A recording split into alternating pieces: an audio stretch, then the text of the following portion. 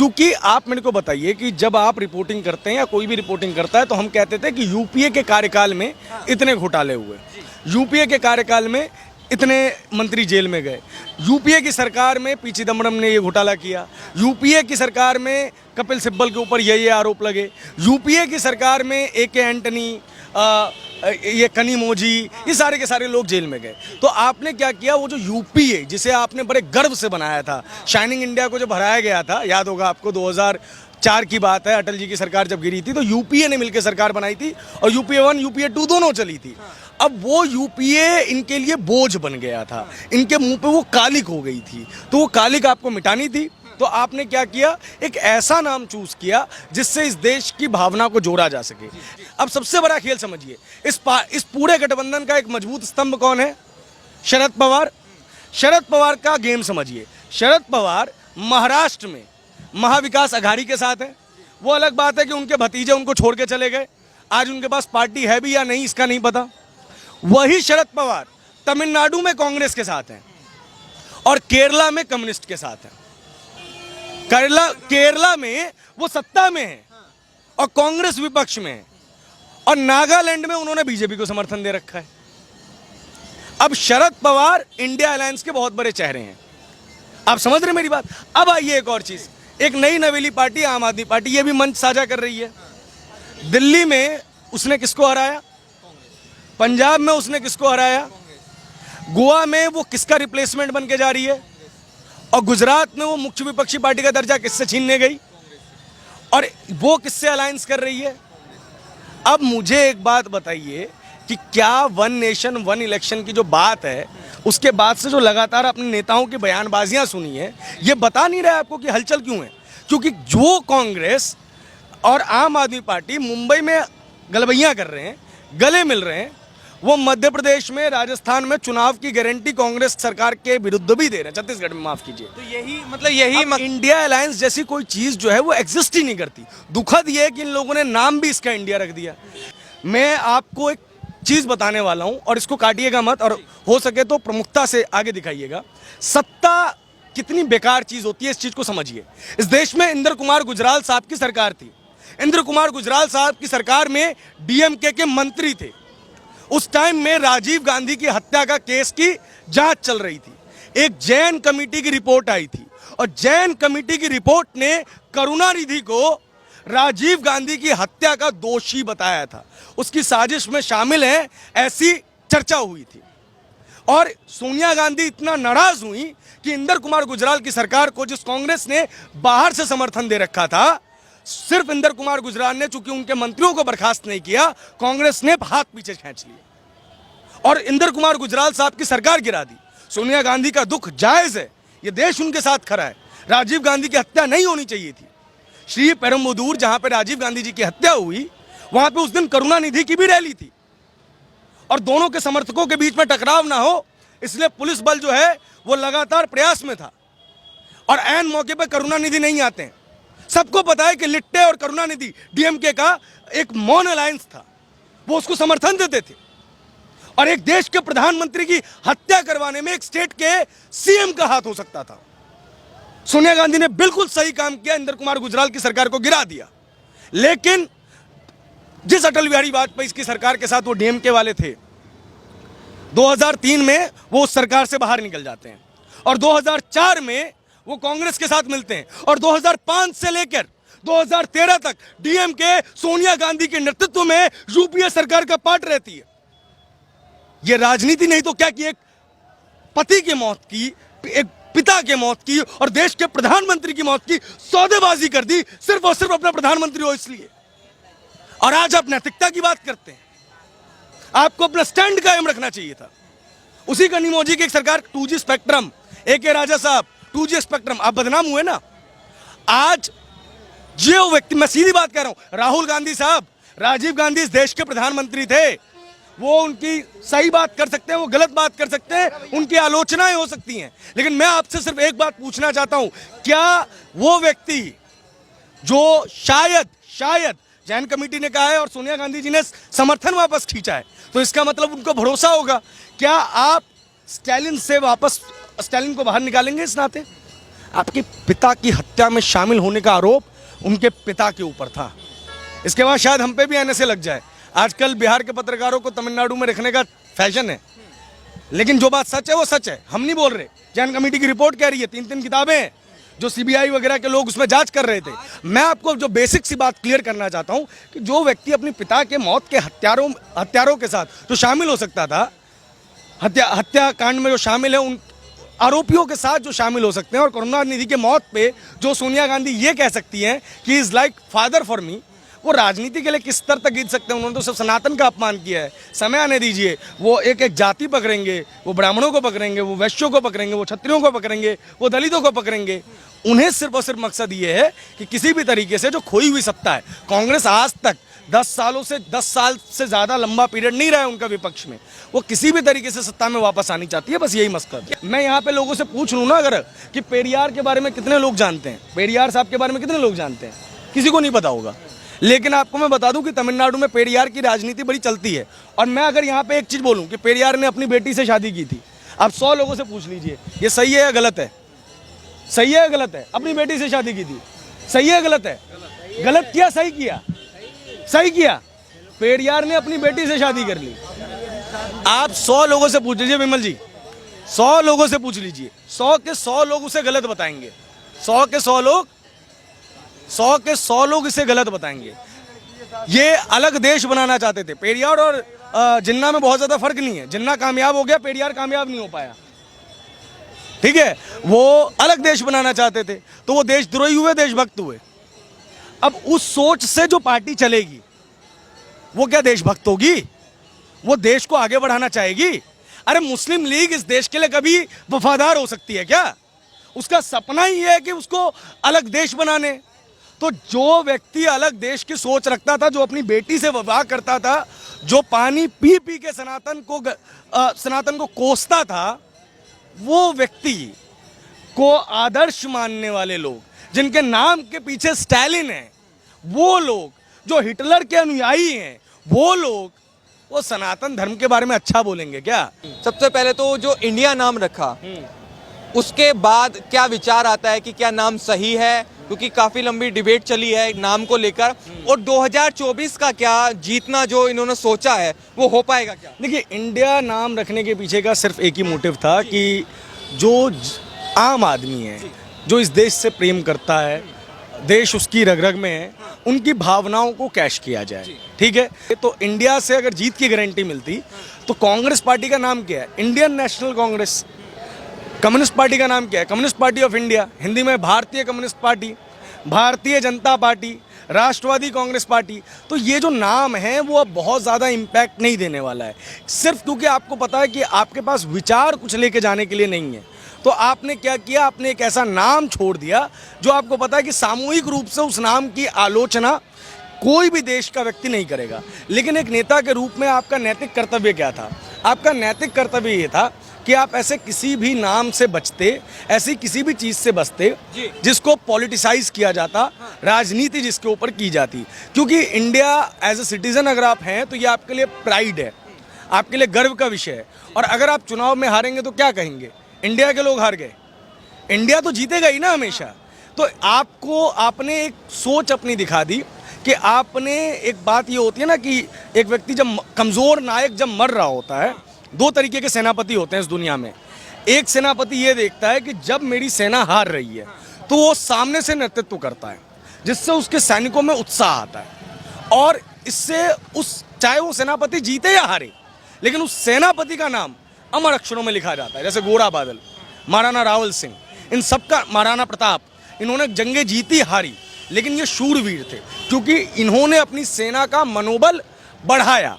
एक ऐसा व्यक्ति हो जाता है जो दुबके से पीछे रहता है और वो अपने सैनिकों को मरवाता है, और उसके लिए जैसे ही कोई उसको मारने आए या सामने वाला सेनापति उस पर अटैक करे तो वो दिखाता है कि देखो तुम जाके मर जाओ, तुम जाके मर जाओ, और खुद भाग जाता है। तो ये कांग्रेस पार्टी ने और इन 26 दलों ने ये जो सैनिक है उसका नाम के रूप में इस्तेमाल किया है, इंडिया के रूप में इस्तेमाल किया है कि अगर हम हारे ना तो हारने की जवाबदेही हम पे ना आए। लेकिन इतिहास हमेशा ऐसे नायकों को, याद रखिएगा, कायर ही कहता है।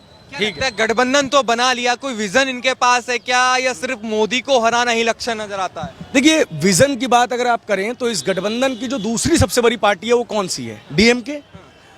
तमिलनाडु स्टेट में इनकी सरकार है और डीएमके के नेता हैं स्टैलिन और उनके पुत्र हैं उदयनिधि स्टैलिन। वो क्या कहते हैं कि सनातन धर्म को जो है वो उसकी तुलना वो डेंगू से कर रहे हैं, मच्छर से कर रहे हैं। तो उनकी जो सोच है, उनका जो विजन है, वो उन्होंने दुनिया के सामने रख दिया कि वो इस देश की बहुसंख्यक आबादी से कितनी नफरत करते हैं। और जिस गठबंधन का दूसरा सबसे बड़ा घटक दल देश की बहुसंख्यक आबादी से नफरत करता है, तो जब वो सरकार में आएगा तो उसका बहुसंख्यकों के प्रति क्या रवैया होगा? आप मुझे बता दीजिए। कांग्रेस ने इस बयान से किनारा किया, लेकिन क्या इसकी भर्त्सना की, इसकी आलोचना की? क्यों नहीं की? उनके जो अभी जो मल्लिकार्जुन खड़गे हैं, उनके जो पुत्र हैं प्रियांक खड़गे हैं, वो समर्थन में है इस चीज के। तमिलनाडु कांग्रेस के बड़े बड़े नेता इसके समर्थन में। तो आपने अपनी सोच बता दी ना, अपना विजन बता दिया ना। आपका विजन ये है कि 2024 का चुनाव जो है आप सनातन धर्म के अगेंस्ट में लड़ेंगे। तो क्लियर विजन है इनका, तो लोग जवाब देंगे इस चीज का। इस देश का सनातन धर्म इतनी आसानी से नहीं मिटने वाला। हमने सैकड़ों सालों की गुलामी देख ली, बहुत सारे आक्रांता देख लिए, कई गाजी आए, कई गाजी गए, हम जहां थे वहीं खड़े हैं और अभी भी जीवित हैं। इस बात से पता चलता है कि आपकी कोई औकात नहीं है कि सनातन धर्म को डगमगा भी सके। तो विजन इनका क्लियर है। अब इसके पीछे की कोई ना कोई तो देखिए, मैं फिर कहता हूं, अब जितनी भी चीजें होंगी ना, इंडिया नाम का सिर्फ और सिर्फ इस्तेमाल क्यों हुआ? राजनीति के लिए। एक सेनापति जो हार रहा था, उसने अपने सिपाहियों को आगे कर दिया, और वो सिपाही क्या है आज के टाइम में? इंडिया नाम। उनको मरवाया जाएगा और खुद जो है ये एक ढाल ले ली जाएगी। अब स्टालिन के पुत्र इतना बड़ा बयान दे देते हैं, क्यों दे देते हैं? अभी कुछ दिनों पहले वन नेशन वन इलेक्शन के ऊपर चर्चा होगी तेज। अब इंडिया गठबंधन के बारे में जब हम कोई भी सवाल पूछते हैं तो क्या कहते हैं? अरे 26 दल, अरे 27 दल, अरे 28 लोगों की बैठक 3 बार मिल ली है। कहाँ मिल ली है? पटना में मिल ली है, मुंबई में मिल ली है, और इससे पहले बैंगलोर में भी मिल ली है। 28 बड़े बड़े दल मिल लिए। लेकिन सच्चाई क्या है? इन 28 दलों में से जो 8 दल हैं, कम्युनिस्ट पार्टी ऑफ इंडिया को हटा दीजिए आप और कांग्रेस को हटा दीजिए, तो जो 6 दल हैं वो सिर्फ और सिर्फ तमिलनाडु के हैं। सिर्फ और सिर्फ 28 लोगों की बैठक हुई मुंबई में, जिसमें 27 दल हैं और एक इंडिपेंडेंट सांसद है। तो टोटल 28 हो गए। 28 में से 6 का सिर्फ और सिर्फ अस्तित्व जो है वो आपका तमिलनाडु में है। इसमें से 4 ऐसे दल हैं, मैं आपको बता दूं, जिनका विधानसभा में भी एक भी मेंबर नहीं है, और ये आपस में लड़ते हैं। अब डीएमके जो है वो इन लोगों को सीटें देगी। मैं आपको उन पार्टियों के नाम बता दूं। मैं इसी चीज को बकायदा 28 दलों ने जिन्होंने बैठक की, उनमें से एमडीएमके है, वीसीके है, एमएमके है और केएमडीके है। इनका एक सदस्य है, इन चारों का मिला के एक सदस्य है देश के उच्च सदन में, और विधानसभा में एक सीट नहीं है, सिंगल सीट। बाकी कम्युनिस्ट पार्टी ऑफ इंडिया भी तमिलनाडु में है, कम्युनिस्ट पार्टी ऑफ इंडिया मार्क्सवादी भी है और इंडियन नेशनल कांग्रेस भी है। 8 दल सिर्फ और सिर्फ जो तमिलनाडु में अपना अस्तित्व रखते हैं वो है। अब आइए तमिलनाडु से आगे केरला के इसमें कितने दल हैं? तो मैं आपको बता दूं, केरला के 6 दल हैं। फिर कांग्रेस और उसको अगर आप हटा दें, कांग्रेस और सीपीआई को, जो बाकी जगहों पे भी हैं, 28 दलों में से 3 दल हैं जो राष्ट्रीय पार्टी हैं, कांग्रेस, आम आदमी पार्टी, सीपीआई। बचे कितने? 25 में से जो 5 थे वो सिर्फ और सिर्फ कहाँ के हैं? तमिलनाडु के, जिनमें से 4 के पास एक भी एमएलए नहीं है। बचे 20। बाकी जो 4 हैं वो कहाँ के हैं? केरला के।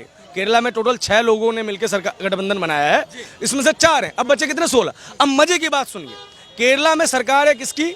एलडीएफ की। एलडीएफ माने लेफ्ट डेमोक्रेटिक फ्रंट। इसमें कौन कौन सी पार्टी है? CPIM, CPI, Kerala Congress M और एनसीपी। और विपक्ष में कौन है? UDF, Congress party. इसमें इंडियन नेशनल कांग्रेस है, आईयूएमएल है, केसी है और केसी जैकब है। ये 8 दल हैं, जिसमें से केसी जैकब इस महागठबंधन का हिस्सा नहीं बना है। बाकी 7 दल इस महागठबंधन में भी हैं। ये केरला में आपस में लड़ रहे हैं। अगर वन नेशन वन इलेक्शन होगा तो ये लोकसभा साथ में लड़ेंगे और राज्यसभा अलग अलग लड़ेंगे। और अब मैं आपको जो मजे की बात बनाना चाहता हूं, 10 पार्टियां मैंने आपको गिनवा दी, 6 तमिलनाडु की और 4 केरल की। ये जो 10 पार्टीज हैं ये लड़ किससे रही हैं? आप केरला में बीजेपी का अस्तित्व है कोई? ये तो आपस में लड़ रही है ना। तमिलनाडु में अभी बीजेपी अस्तित्व होगा, अभी आज के डेट में कोई अस्तित्व तो नहीं है। मोदी से लड़ने की तैयारी कर रहे हैं ना। अरे महाराज एक बात मेरे को बताइए, केंद्र में 2 बार से मोदी की सरकार है, तमिलनाडु से बीजेपी के कितने मेंबर ऑफ पार्लियामेंट है? एक भी नहीं। केरला से कितने मेंबर ऑफ पार्लियामेंट है? एक भी नहीं। आपने 28 दलों का विराट गठबंधन बनाया है, जिसमें से 12 दल, कितने दल? 12 दल केरला और तमिलनाडु से। कहां से? केरला और तमिलनाडु से। अब मुझे एक बात बताइए, जहां बीजेपी है ही नहीं, वहां के 12 दल मिलके पूरे भारत में बीजेपी को हराएंगे। और ये 12 दलों में से 4 दलों को आप हटा दीजिए। कितने दलों को? 4, जिसमें से कम्युनिस्ट पार्टी नाम की बची हुई है, कांग्रेस आप हटा दीजिए। क्या हटा दीजिए? कांग्रेस। तो 2 के अलावा तीसरे राज्य में किसी का अस्तित्व नहीं है। 2 के अलावा तीसरे राज्य में कोई अस्तित्व नहीं है। अब आइए, जम्मू कश्मीर में अभी बीजेपी की कितनी सीटें हैं? ना के बराबर है लोकसभा में। लोकसभा में कितनी सीटें हैं? एक भी सीट जीती है अभी।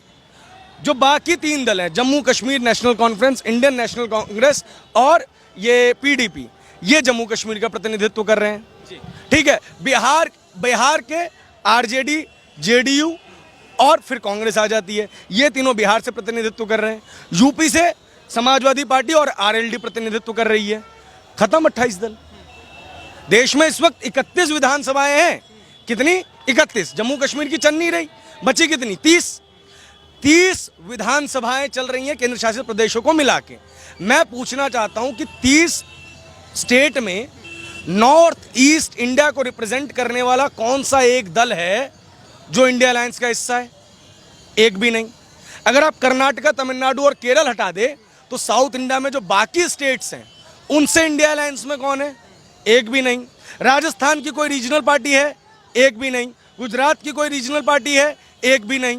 ये खंडित विखंडित करने की जो इनकी सोच है, इस सोच के कारण ये सारे लोग इकट्ठे हुए हैं। और सबसे बड़ी बात ये है कि जो ये विराट अलायंस है ना, मैंने आज जो आपसे बात की, इस बात का सिर्फ एक ही उद्देश्य है कि 27 दल और 1 निर्दलीय, टोटल 98 हुए, 28 हुए। कितने हुए? 28। भाई साहब, इसमें से 5, अब मैं सिर्फ बात कर रहा हूं, 5 सिर्फ तमिलनाडु के, 4 सिर्फ केरल के, 5 4 9 हो गए। 2 का अस्तित्व सिर्फ जम्मू और कश्मीर में, 2 का अस्तित्व सिर्फ बिहार में। कितने हो गए? 11 13 राज्य। कितने हुए? 4। कितने हुए? 4। ठीक है। 2 का अस्तित्व सिर्फ और सिर्फ यूपी में। कितने हुए? 15। इस 28 में से जो 15 दल है ना, आपके जो 15 दल हैं, वो सिर्फ और सिर्फ 4 राज्यों में सिमट के रह गए हैं। और आप 28 राज्यों में मोदी को हराना चाहते हैं? अरे 30 विधानसभाओं में जो प्रतिनिधित्व करने वाले लोग हैं वो आपके अलायंस का हिस्सा नहीं है। नॉर्थ इंडिया के लोग आपके नॉर्थ ईस्ट इंडिया के लोग आपके अलायंस का हिस्सा नहीं है। और आप विराट अलायंस की बात कर रहे हैं। आप जनता को ठगना बंद कीजिए। आप अपने अलायंस के मेंबर्स के number of parliaments, number of legislative assembly, इनकी संख्या तो सामने रख दीजिए। लोगों को पता चल जाएगा कि कितना बड़ा दल है। मैं आपको बता दूं, दिल्ली में कोई छोटा मोटा दल हो ना, जैसे कई पार्टी बनी थी, जब आम आदमी पार्टी बनी थी, गरीब आदमी पार्टी, ठीक है, असली आम आदमी पार्टी, अगर ये भी चले जाए ना और बोल दे कि हम भी आपके इस विराट अलायंस का हिस्सा बनना चाहते हैं, तो 29 हो जाएंगे ये, कल को ये 30 हो जाएंगे। अरे जिस वीसीके की कोई अस्तित्व नहीं है, जिस एमडीएमके का कोई अस्तित्व नहीं है, मुझे एक बात बताओ, आप उन्हें लोकसभा की सीट दोगे लड़ने के लिए? और 7 लोग सिर्फ तमिलनाडु में लड़ेंगे। तमिलनाडु का जिक्र हो रहा है तो तमिलनाडु का स्टालिन का जिक्र जरूरी बन जाता है कि वो सनातन को नष्ट करने की बात कर रहे हैं। कह रहे डेंगू मलेरिया बता रहे, तो क्या लगता है इसी आधार पे चुनाव जीतेंगे? मैंने आपको जवाब दिया ना। मैंने क्या कहा? जब आपने इतने पार्टनर्स रख लिए, आपके पास थाली एक है, लोकसभा की सीटें 40 से थोड़ी सी ज्यादा है, ठीक है, 40 भी शायद नहीं है, मतलब संख्या मेरे को एग्जैक्ट याद नहीं, लेकिन 40 के आसपास है तमिलनाडु के अंदर। और आपने मेंबर्स वहां पे कितने रखे हुए? अपने 8, जिसमें से 2 जो हैं वो Indian National Congress, communist party of India, मार्क्सवादी, डीएमके, बाकी 4 रीजनल पार्टी। 8 लोग मिलके अगर 40 सीटों का बंटवारा करेंगे तो क्या, किसके हिस्से क्या आएगा? किसके हिस्से क्या आएगा? तो वहां, और यही लोग, क्योंकि आज वो आपके पार्टनर बने हैं, ये आज वोट कटुआ नहीं बन रहे, तो ये आपसे क्या चाह रहे हैं? आपसे चाह रहे हैं कि विधानसभा के अंदर आप इनको फेवर दें। वीसीके क्या चाहेगी? एमडीएमके क्या चाहेगी? ये सारे के सारे लोग तो आपसे विधानसभा में फेवर्स चाहेंगे ना। तो विधानसभा में फिर बंदर बाट होगी, तो बंदर बाट होगी तो वहां पे एक द्रविड़ मूवमेंट चलता है। ये लोग अपने आप को पेरियार के अनुयायी कहते हैं, ये लोग अपने आप को करुणानिधि के अनुयायी कहते हैं। क्या लगता है मोदी को हराने के लिए देश का विरोध, किसी धर्म का विरोध, धर्म को खत्म करने की बात करने लगे, क्या यही मतलब इसी मुद्दे पे वो आगे जा रहे हैं? देखिए, नरेंद्र मोदी जब एज अ प्राइम मिनिस्टर तो वो 144 करोड़ लोगों का प्रतिनिधित्व करते हैं, लेकिन जब वो मंदिर जाते हैं तो लोगों को लगता है कि वो सिर्फ हिंदुओं का प्रतिनिधित्व करते हैं। जब वो पूजा अर्चना करते हैं तो लोगों को लगता है सिर्फ वो हिंदुओं का प्रतिनिधित्व करते हैं, सनातन का प्रतिनिधित्व करते हैं। वो भारत की प्राचीन परंपरा को आगे बढ़ा रहे हैं। वो किसी को रिप्रेजेंट नहीं कर रहे, किसी को आगे नहीं बढ़ा रहे हैं। वो भारत का जो इतिहास है उसी की तरफ भारत को वापस लेके जा रहे हैं। आज काशी विश्वनाथ कॉरिडोर अगर बना है तो वहाँ पे पर्यटन बढ़ा है, वहाँ पे लोगों को सहूलियतें मिली हैं। महाकाल कॉरिडोर अगर बढ़ा है तो वहाँ पे लोगों को सहूलियतें मिली हैं। कई लोगों को इस चीज़ से ईर्ष्या है, तो वो क्या कर रहे हैं, वो उस चीज़ के ऊपर चोट कर रहे हैं जिससे उनको लग रहा है कि मोदी कमज़ोर हो सकते हैं। लेकिन सवाल ये है, बात बहुत सिंपल है कि इससे मोदी कमज़ोर नहीं होने वाले। इससे जो आपकी छवि है वो सबको पता चलेगी। दिक्कत ये है, वहाँ पे के अन्नामलाई नाम का एक व्यक्ति है जो पहले पुलिस में थे, उनको सिंघम के रूप में वहाँ पे रिप्रेजेंट किया जाता था। अब वो भारतीय जनता पार्टी के वहाँ पे चीफ हैं, प्रेसिडेंट हैं। उनकी जो मूवमेंट है उसने द्रविड़ लैंड में जो है ना, वो सनातन की वेव को दोबारा चालू कर दिया है। इससे डीएमके परेशान हो गई है। इसलिए जिन लोगों के मेंबर ऑफ लेजिस्लेटिव असेंबलीज भी शून्य है, एक विधायक नहीं है महाराज, 4 दल हैं, एक विधायक नहीं है, उनको भी इंडिया अलायंस में शामिल कराया है ताकि उस वेव को रोका जा सके। लेकिन देखिए, सिंपल सी बात है, बहुत छोटी सी चीज़ है। गंगा जब अपनी रफ्तार पे आती है ना तो बड़े से बड़े बांधों को तोड़ के निकल जाती है, क्योंकि उसके प्रवाह को रोका नहीं जा सकता। ये सनातन के पुनरुत्थान का समय है। इस देश में ये एनलाइटनमेंट का समय है। आप समझ रहे हैं, लोग जागरूक हो रहे हैं, तो आप बड़े से बड़े बांध बना लीजिए, वो रुकने वाले नहीं है। और वहाँ पे जो सैफरन वेव बढ़ी है ना, उस वेव से चाहे वो प्रियांक खड़गे हो, चाहे उदयनिधि स्टैलिन हो, उनके अंदर एक घबराहट पैदा हो गई है। वो ऊल जलूल बयान दे रहे हैं और ये मुंह की खाएंगे। और इन्होंने अपनी जो बोलते हैं ना, विनाश काले विपरीत बुद्धि, इसकी शुरुआत कर ली है। हमसे बातचीत करने के लिए सर बहुत धन्यवाद आपका।